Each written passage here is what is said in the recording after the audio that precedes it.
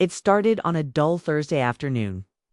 The sky outside was gray, and the office air smelled like old coffee and paper. Erica sat at her desk, tired and buried in work. The office was quiet, except for the low sounds of typing and ringing phones. Nothing seemed unusual until her phone lit up. It was a FaceTime call. The name on the screen made her smile for a moment. Sierra, her 15-year-old daughter, was on a spring break trip with Erica's parents and her older sister, Monique. They had taken Sierra out of state to visit historical places, castles, museums, tourist spots. Erica had packed her daughter's bag herself, making sure she had everything: her allergy medicine, snacks, charger, a journal. Erica had wanted to go to, but her fear of flying was too strong. Her husband couldn't leave work either, so they let Sierra go, hoping it would be a good experience. When Erica picked up the call, she expected to see her daughter smiling, maybe showing off souvenirs or funny photos from the trip. But what she saw stopped her heart. Sierra was sitting on the edge of a hotel bed. She looked pale, tired, and uncomfortable. Her voice was soft and slow when she said, "Mom, don't freak out, okay?" Erica sat up straight. What happened? Sierra flipped the camera. Her leg was swollen, looked red, shiny, and stiff. It was resting on a pillow. Erica felt the blood drain from her face. "I think I broke it," Sierra whispered. Erica's heart pounded. When did this happen? What happened? "I fell yesterday," Sierra said, "at that old castle we toured. I was walking down the stairs and slipped." "Who was there when it happened?" Erica asked, trying to keep her voice calm. "Grandma, Grandpa, Aunt Monique," Sierra answered. "And they didn't take you to a doctor?" Sierra shook her head. "They thought I was being dramatic. At first, it didn't swell, so we kept walking." "You kept walking." Erica's voice trembled. For like 3 hours. Erica stared at the screen, frozen. 3 hours on that leg. Sierra nodded. "I told them it hurt, but they said I was making it bigger than it was." Erica felt sick. "And now they left you alone in the hotel. They went to dinner, said I could stay and rest alone in another state."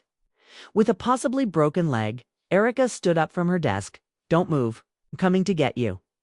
"But Mom, you'd have to fly?" "I know." Erica hadn't been on a plane in over 10 years. Not because she didn't want to, but because she couldn't. Flying caused full panic in her body. Tight chest, racing heart, cold sweat. It had started when she was just a child after a bad flight. Since then, she avoided it completely. But now none of that mattered. Her daughter needed her. Erica opened her laptop, found the next available flight, and booked the last seat. It left in 90 minutes. She didn't have time to be scared. She didn't even pack a bag. She just grabbed her purse and ran out of the office. She called her parents. No answer. She called Monique. Her sister picked up cheerfully. "Hey, what's up?" Erica's voice shook with anger. "You left Sierra alone in the hotel with a possibly broken leg?" Monique was quiet for a second, then she said she was fine. She can't walk. "She always exaggerates," Monique replied. "You know how she is. She's 15. You made her walk on a broken leg for hours." "No one made her," Monique snapped. "She didn't say it was that bad." "You ignored her," Erica said. "You abandoned her." "You're blowing?" "This way, out of proportion, double quotes." Erica hung up. Her hands were shaking, but not from fear anymore, from rage. At the airport, Erica fought through her panic. Every sound was too loud. Every announcement made her jump. But she didn't stop. Her hands were sweaty, her stomach a knot. But she kept thinking of Sierra's leg. Of her voice saying, "They said I was being dramatic." She remembered hearing that same line all her life from her mother, from Monique. If Erica cried, she was told she was too sensitive. She panicked, they laughed. Her sister once recorded her crying during a flight and played it at family dinners for fun. But this time was different. This wasn't about Erica. It was about Sierra. Erica made it to the gate just in time. No luggage, No backup plan. Just fear and determination. The woman next to her on the plane fell asleep peacefully. Erica sat frozen, her hands clenched. She thought about all the things that could have gone wrong. How her daughter had to walk for hours in pain. How she was told to stop being dramatic. How they laughed at her pain just like they always did to Erica. By the time the plane landed, Erica's stomach was in knots. She rushed to the hotel, not knowing what she would find. Would Sierra be worse? Would the family be there? Would they apologize? Or just make excuses again? She knocked on the door. It opened slowly. Sierra stood there, leaning on the frame. Her eyes were tired, and she looked surprised. "You actually came," she said softly. Those 3 words hit Erica harder than anything else. She hugged her daughter carefully. "Of course I came. You're the only one I'd fly for." Sierra gave a weak smile. "Don't make me do it again." Erica smiled back, but her heart was breaking. "Let's go to the hospital, okay? Let's find out how bad it is." What Erica didn't know yet was that the fall wasn't just an accident. The truth would hurt even more than the injury.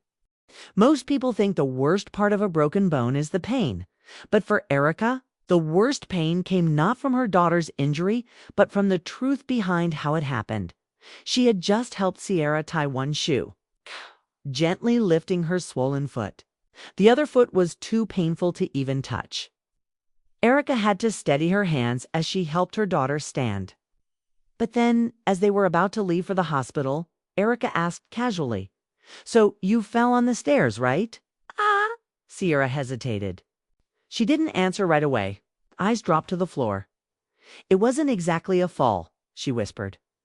Erica's heart stopped. "What do you mean?" Sierra looked up, face pale. "Ben pushed me." Ben, Monique's 12-year-old son. Sierra's cousin. "He pushed me as a joke." Sierra continued slowly. "I was taking a picture. He shoved me like he always does. But I lost my balance and fell." Erica stared at her, feeling ice cold. Her hands began to shake. "Did anyone see it happen?" she asked. Sierra nodded. "Grandma, Grandpa, Aunt Monique. They all saw." "And what did they do?" Sierra looked down again. "Grandma told me to stop crying. Aunt Monique said I was scaring the other tourists. Grandpa said maybe I just twisted it a little." Erica's jaw clenched. Her chest felt tight. Her daughter had been push-tanned. Her own family did nothing. Worse, they acted like Sierra was the problem. "And why didn't you tell me this before?" Erica asked gently. "I didn't want to get Ben in trouble," Sierra said. "I thought it would go away." Erica crouched beside her. "Sierra, listen to me. When someone hurts you, even family, you don't stay quiet. Especially not when it's serious. You tell the truth." Sierra nodded slowly. "Okay." They reached the ER soon after. The staff moved quickly, especially after seeing Sierra's leg and the pain on her face. A nurse took notes and asked the usual questions: name, age, allergies. Then she asked, "How did this happen?" Erica looked at Sierra, giving her a small, steady nod. "My cousin pushed me," Sierra said, voice clear. "I fell down the stairs." The nurse didn't flinch, but her pen moved faster. An X-ray was taken. 20 minutes later, the doctor returned with a serious face. "It's a non-displaced tibia fracture," he said. "That means the bone is broken, but hasn't moved out of place." Erica's stomach flipped. "She's lucky," the doctor added. "She had kept walking on it, the bone could have shifted and caused serious damage." Erica's hands curled into fists. She thought about her daughter walking for 3 hours, about the pain, about being left alone in a hotel room, about the lie they all told that Sierra was just being dramatic. They were lucky. Sierra could still stand. But Erica wasn't going to let this go.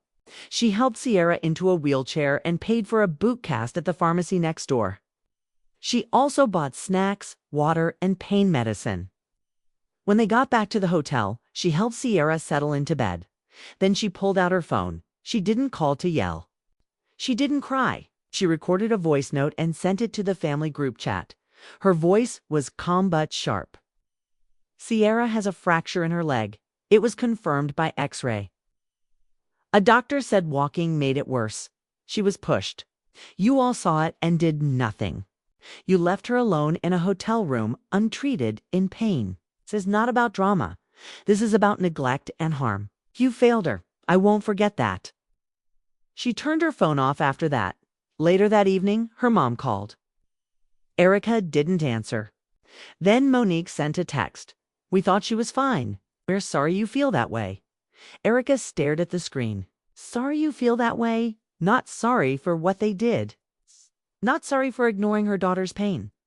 Not sorry for teaching her the same message they had drilled into Erica. Be quiet. Don't complain. Don't make it a big deal. Erica looked at Sierra, asleep beside her. One hand resting gently on the cast. She made a decision.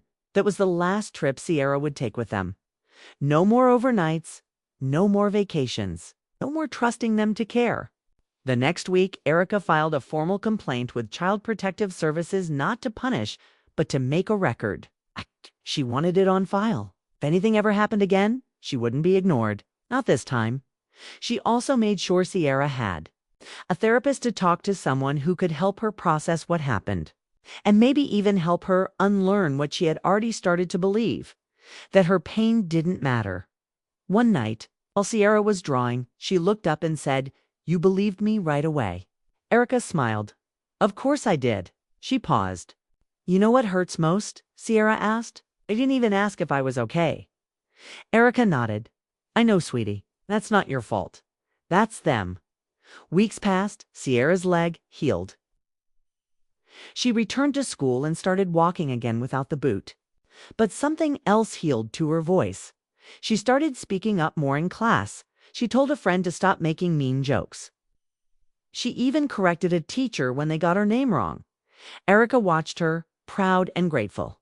Fear had always been part of Erica's life: fear of flying, fear of judgment, fear of being too much. But that fear had never stopped her from loving Sierra fiercely. And when the moment came, she had gotten on the plane because love beats fear. Every single time.